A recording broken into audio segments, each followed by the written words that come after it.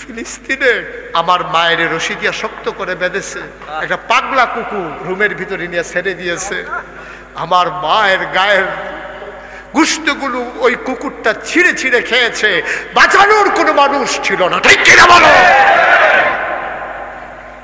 250 কোটি মুসলমান থাকার পরে আজকে ফিলিস্তিনে মুসলমানেরা রক্তে রাঞ্জিত হয়ে গেছে, ইফতার খাইতে পায় নাই, সেহরি খাইতে পায় নাই। ছোট বাচ্চাটা কয় আমি মরে যাওয়া ভালো, জান্নাতে খাবার পাওয়া যায়। ছোট্ট একটা মেয়ে ডাক দেয়া কয় আমি সব বলে দেবো আল্লাহর কাছে, তোমরা আমার সাথে যা করতেছো আমি সব আল্লাহর কাছে বলে দেব, আমি কোনো কিছু গোপন করব না, আমি সব আমার আল্লাহর কাছে বলে দেব। আমরা আছি এটা নিয়ে ফতুয়াবাজি, কে মানুষ না, কার দল কোন দল কি দল, এই সব লইয়া ফেরেশান। মুসলমান মায়ের খাইতে খাইতে শেষ হয়ে যায়, মুসলমানের লজ্জা শরম নাই, ঠিক কিনা? তোমার মায়ের গোশত কুকুর খায়, তোমার মাকে ধর্ষণ করে কাফেরেরা বেঁধে বেঁধে, আর তোমরা তামাশা করো, মস্কারা করো, সায়েস করে বসে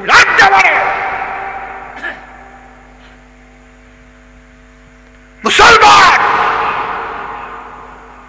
এই জন্য আল্লাহ আমাদেরকে মুসলমান বানাইছিল না, এই জন্য বানাইছিল মুসলমান। কি রঙের ঘোড়া দৌড়াইতেছে, তামাশা। 3 ফুট বিদেশ পাঠাইছে, কেমনি আরেকটারে পাঠাইবো? 3 বিঘাত ঘর তুলছে, কেমনি আরেকটা তুলবো? টেহা কয়টা জমছে, পেনশন ফাইয়া টেহা পাইছে, এটি কেমনি সুদে লাগাইবো? টানান তামাশার হিসাব চলতে আছে, মরণের হিসাব নাই, ঠিক কিনা? কম তুমি মরবা না, তুমি কবরে যাবা না। ওই যে মেয়েটা বললাম আমি সব বলে দেব, সেই দিন ওই মেয়েটার সামনে কেমনে দাঁড়াইবা? তুমি কেমনে দাঁড়াইবা? কি দিয়ে দাঁড়াইবা তুমি? মুসলমান কদম দিলে মাহফিলের ওজন বুঝি। আজকে মন সাক্ষী দিয়েছে তোমাদের মাহফিল আল্লাহ কবুল করে নিয়েছেন। ওমর যেমন করে তাকওয়ার উদাহরণ সৃষ্টি করেছেন, ঠিক এমনি ভাবে তাকওয়া এই সংগঠন, মানব কল্যাণ সংগঠন এলাকার ভিতরে উদাহরণ সৃষ্টি করবে, বিধবা মায়ের চিকিৎসার ব্যবস্থা করবে। আমার অবিবাহিতা বোন, যেই মেয়েটার বাবা নাই, বিয়ে হয় না, বিয়ের ব্যবস্থা করবে। যারা ছাত্র ছাত্রী লেখাপড়া করতে পারে না কাগজ কলমের অভাবে, মানব কল্যাণ সংগঠন তাদের শিক্ষার জিম্মাদারি নেবে, ঠিক কিনা? আমরা তাদের পাশে থাকতে রাজি আছি ইনশাআল্লাহ।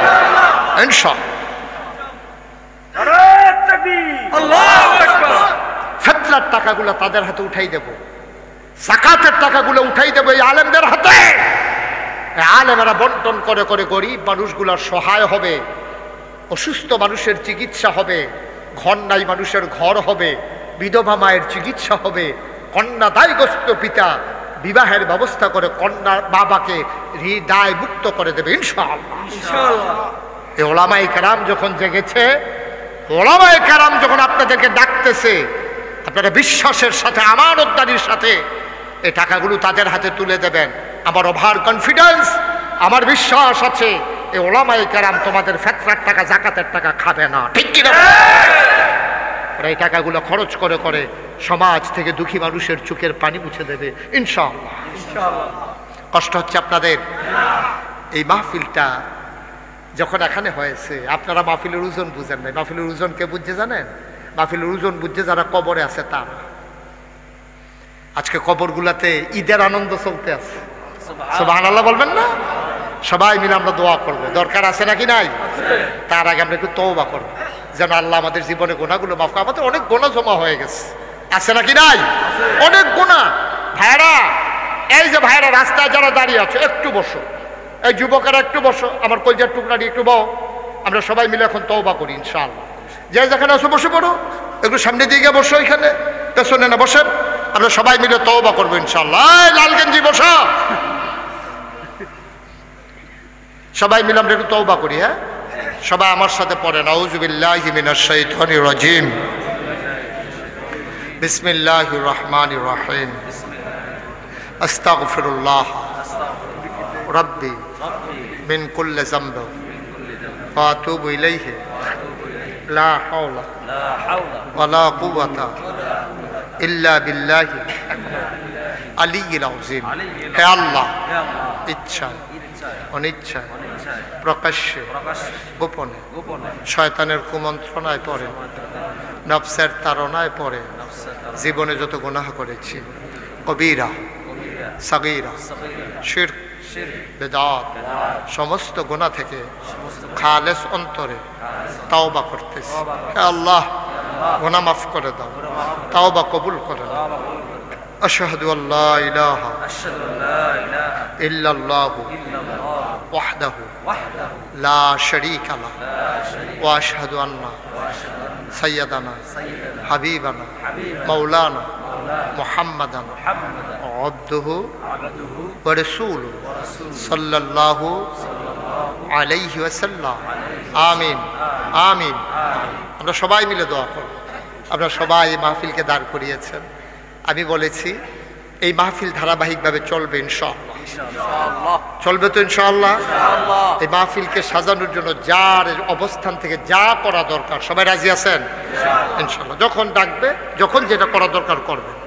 আমি আমার একটা ওয়াদা যে 2 জন লোক একসাথে হলেও আমি কখনো রিকশায় উঠলো আমার এই কথাটা বলবোই, এটা আল্লাহর সাথে আমার ওয়াদা। এই জন্য আপনাদের সাথেও আমার বলা দরকার, যেহেতু এখানে 2 জনের চাইতে বেশি আছেন।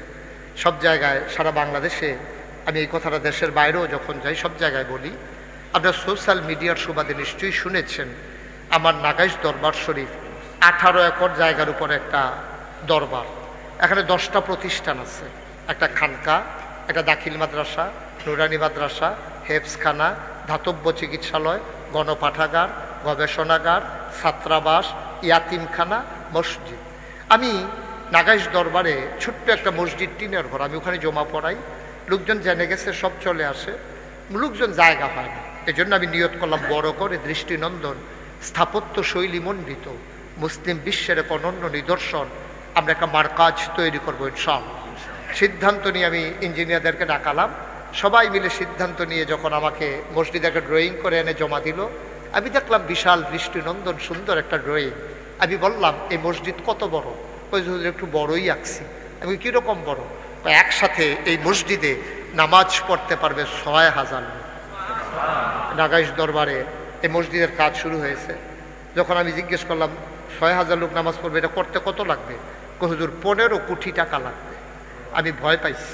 তখন আমি নিয়ত করলাম যে মুশতাক ফয়েজি 1 বছরে মাহফিল করে যত টাকা হাদিয়া পাই, পুরো 1 বছরের হাদিয়া আমার মসজিদ আমি দান করে দেবো ইনশাআল্লাহ। আমি একসাথে 25 লক্ষ টাকা আমার রক্তের কামাই দিয়া আমি মসজিদের কাজ শুরু করছি। এই জুন মাসে 1 তারিখে আমার মসজিদের ঢালাই হয়েছে, ছাদের, একতলার ছাদের ঢালাই হয়েছে। এই পর্যন্ত খরচ হয়ে গেছে 3.5 কোটি টাকা। মারহাবা বলবেন না?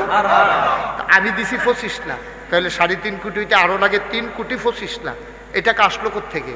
আমি যে মালয়েশিয়া গেছি, ওমানে গেছি, সৌদি আরবে গেছি, বিভিন্ন দেশে যাই, যেখানে যাই আমি আমার মসজিদের কথা বলি।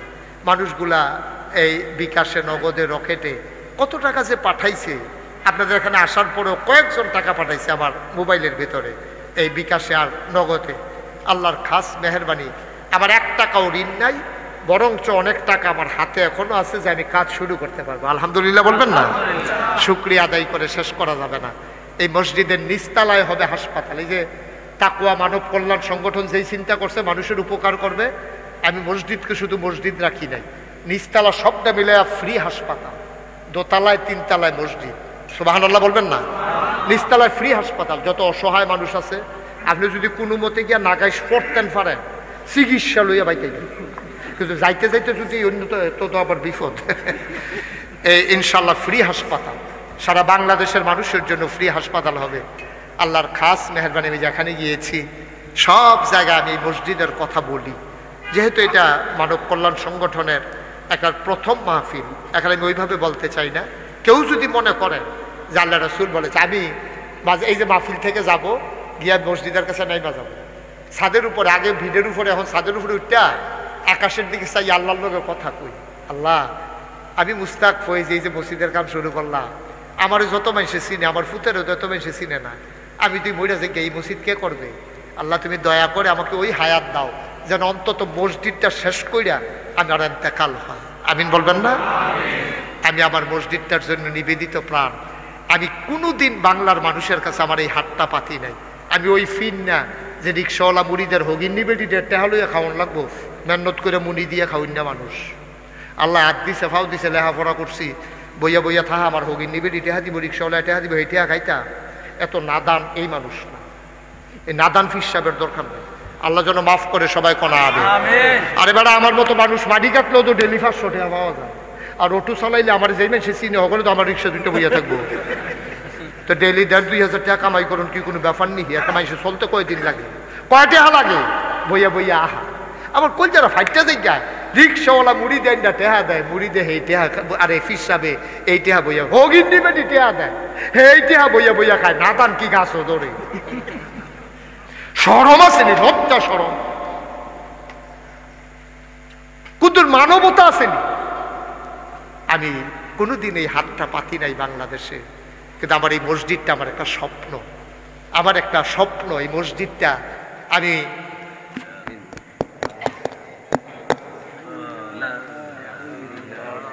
কারেন্ট তো বোধহয় আছে না?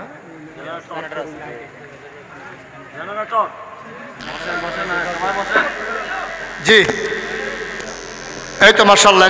আহা তারা এই যে যারা যারা উঠছে আল্লাহর ওলি, কারণ তারা দোয়া করছে, আল্লাহ কারেন্টটা গেলে উঠটা লাইলাম বই, তার দোয়া কবুল।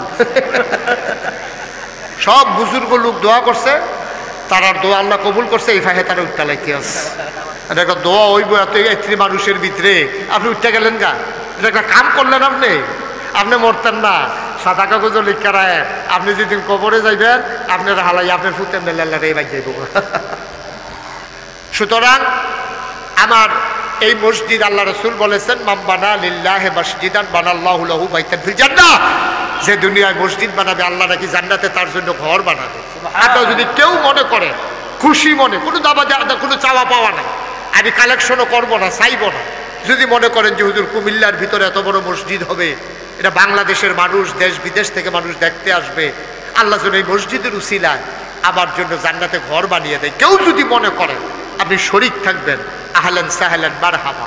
কেউ যদি মনে করেন আমি হুজুর 1 টাকাও দেবো, কোনো আপত্তি নাই, আপনি দোয়া করেন, হয়ে যাবে মসজিদ ইনশাআল্লাহ, ইনশাআল্লাহ। আর কেউ যদি মনে করেন যে হুজুর জান্নাতে যেন আমার ঘর হয়, আমি একটু শরীক থাকতে চাই, ওকে ফাইন, মোস্ট ওয়েলকাম। আপনি দিলে সাদরে আপনার দান গ্রহণ করা হবে।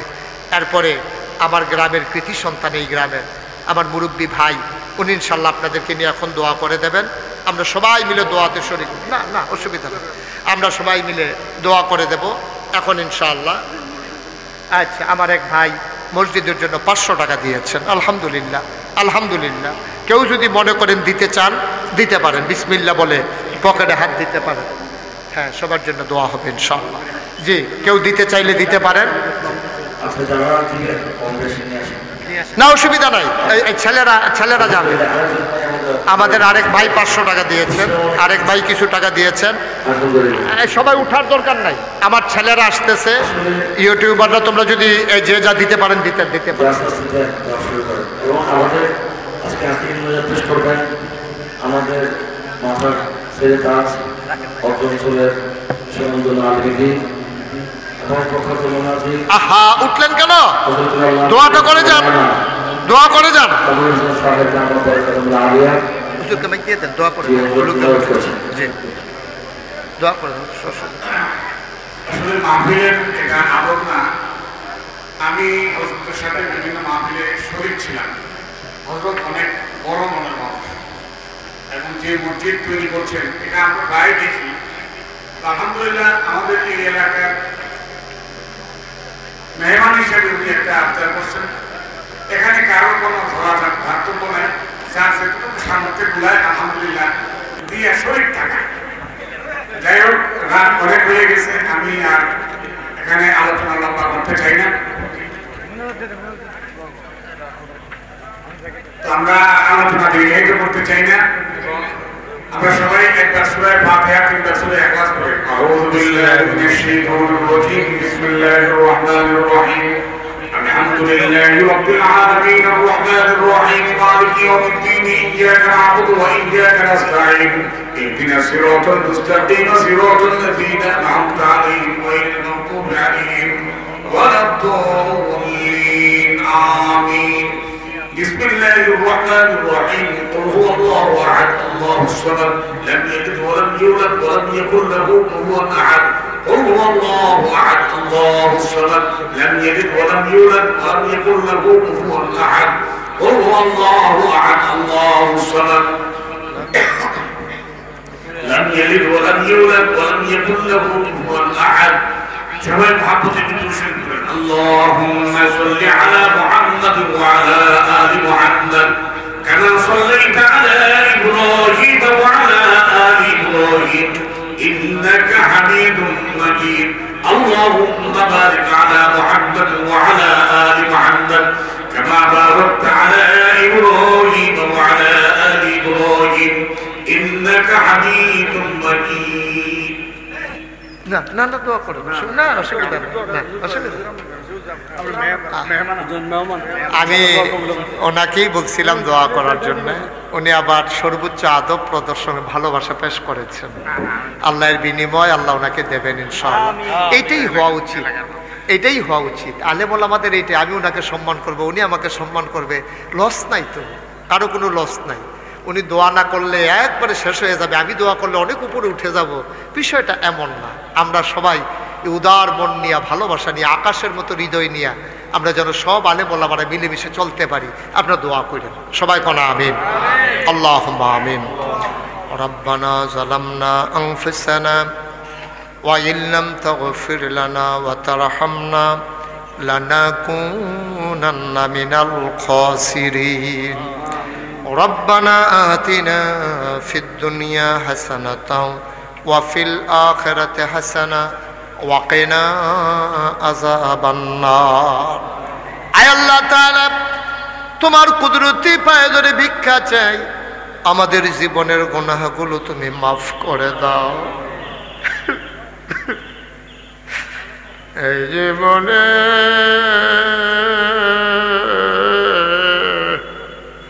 আমরা আর গুনাহ করব না কন্যা আল্লাহ আল্লাহ আল্লাহ এই জীবনে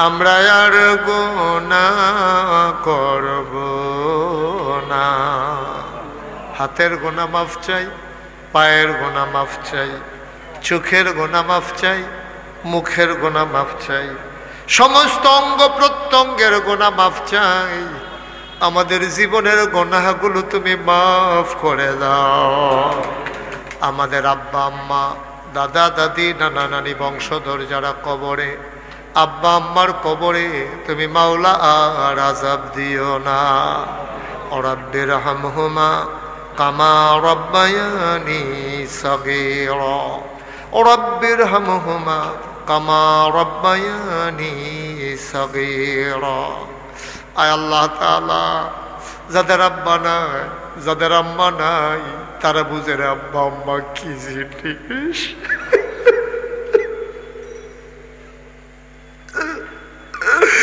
ছোট ছোট বাচ্চারা যখন আব্বা আব্বা বলে ডাক দেয় বাবা যারা নাই ওই সন্তানের মনের আয়নায় বাবার চেহারাখানি যখন ভেসে উঠে বাবা বলে ডাক দিতে মন চায় বাবা বলে ডাক দিতে পারে না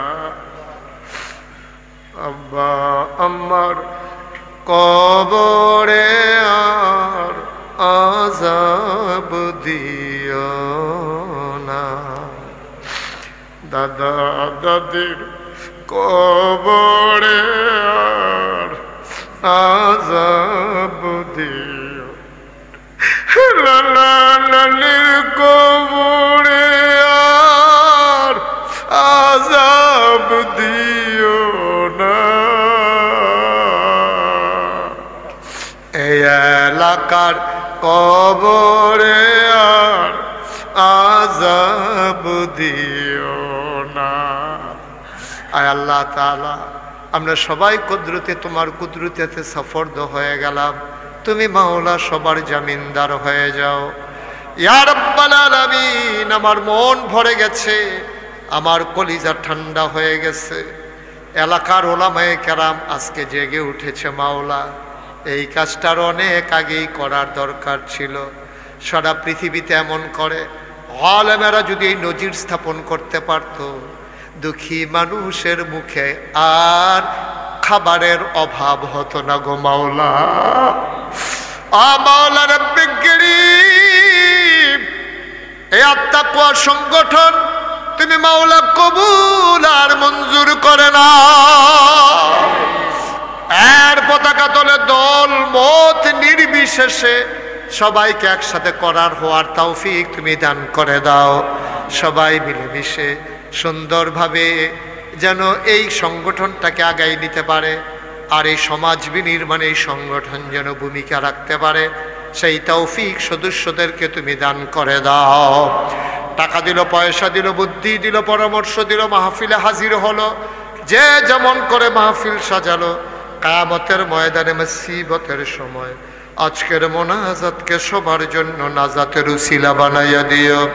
আমার মা বোন যারা পর্দার কোনায় বসে হাত বাড়িয়ে দিয়েছে, আবেদা সালেহা জাহেদা বানাইও। ওলামায়ে কেরাম যারা ওয়ারাসাতুল আম্বিয়ার দরজা দান করে দাও।